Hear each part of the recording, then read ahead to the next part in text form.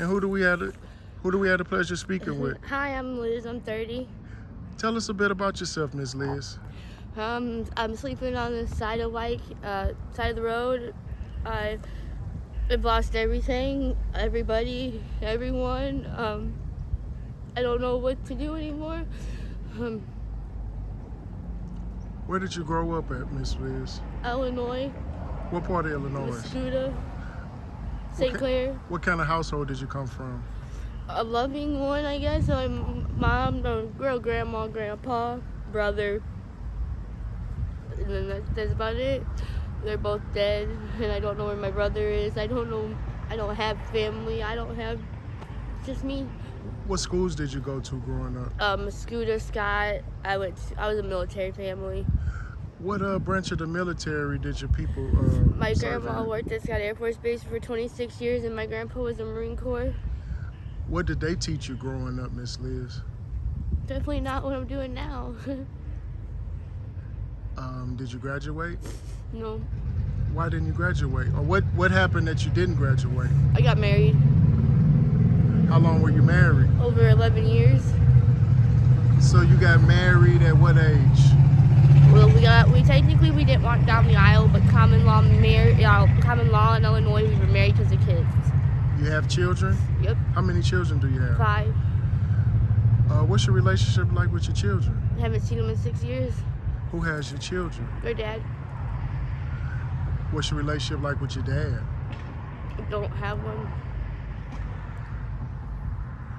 What led you to the current circumstances that you're dealing with? Like Trusting people.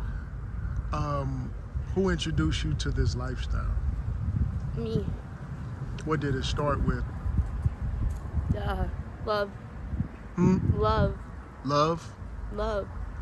So trusting and loving the wrong person? Yep.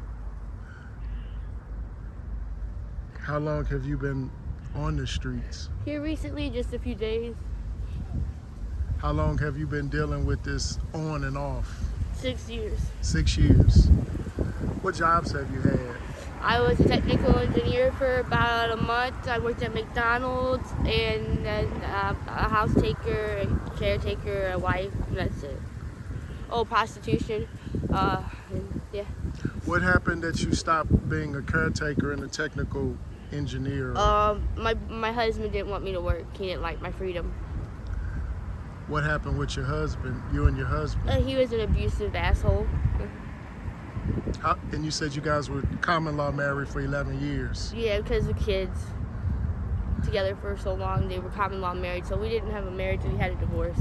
What was the straw that broke the camel back that caused you to walk out of your marriage? I didn't want to walk out. I begged him not to go. He broke my jaw infection, my head in 3 spots. I still begged him not to go, but he went anyway. So he was abusive. Very. Do you still have a relationship with him, or do you still communicate with him? No, I'm scared, you know. Is he still in Illinois? Yeah. So basically, did you run away from him, or you said you begged him not to go though? What was the deal with that? Because I was stupid. I didn't know any better. So how's the streets of St. Louis been treating you? You don't want to know. We do. Like, what have you been dealing with? Like, what does a young lady have to deal with out here on the streets, especially being from Illinois? Hunger.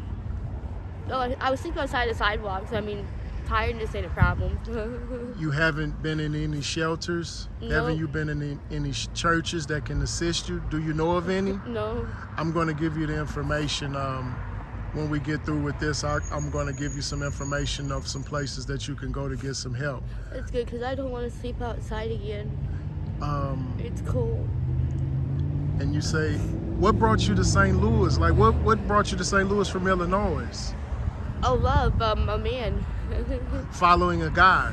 Yeah, I came over here to be in a relationship that didn't turn out so well. What happened with the relationship? He made me leave. They're living in the woods right now, so you know, it's no better than when How long did you know this guy? I've known him for the past 6 years. This is not your husband, is it? No. This is a guy after your husband. Yep. And you're 30 years old. Yep.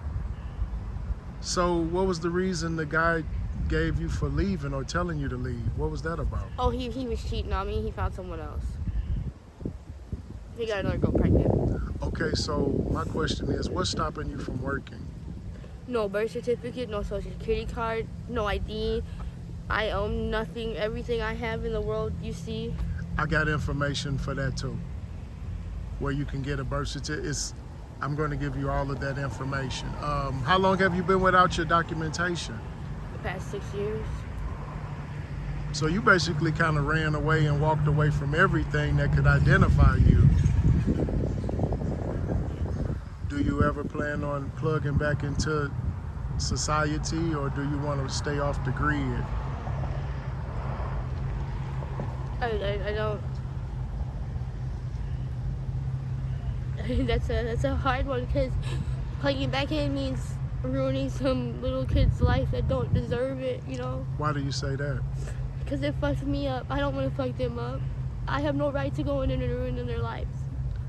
No, I mean, like, if you're getting yourself together, like whatever you're dealing with, I don't know what you're dealing with, but whatever you're dealing with, getting yourself back in order to where you can be a positive example in their lives. I just want to, I hate to say it, I just want to be loved, and I can't find it. Have you ever thought about first loving yourself? I used to love myself. Well, that's where it starts. It's kind of hard to love yourself when you're worried about freezing to death in the middle of the night because it's cold and you ain't got a blanket, you know. Well, I understand that, but at first, self-love will kind of keep you out of a lot of bad situations with a lot of people who don't have your best interests at heart. No one has my best interest at heart but me. Exactly. So that's what I'm saying. With your self-love, it can keep you out of a lot of situations that aren't good for you. If you had an opportunity, Miss Liz, to go back in time and talk to a young Miss Liz, knowing what you know today, what would you tell her? Take every bit of change you ever had in the world, save it, don't ever spend it. Don't go look for somewhere. Well, no, I can't say that. I wouldn't have my kids. Don't come to Missouri. Yeah, don't come to Missouri. Would you you would have stayed in Illinois? I would have went somewhere else. It's nicer, like in Minnesota. I wouldn't be where I am right now if I had a phone, but you know, I was robbed the other day, so. What happened with that? Someone gave my phone and my bag. One thing about the streets, you can't put anything down or leave anything out of your eyesight. I was on the bus or the train with somebody. And they just snatched it? Yep. Don't trust anybody either. I know that. What advice could you give a young lady who's thinking about coming out on the streets and doing the same thing? What would you tell her? I don't think anybody plans on coming out on the streets and doing what I do. I think it just happens. And then you just pray to God that somebody's going to drive by and care and take you home or let you take a shower and let you not sleep outside.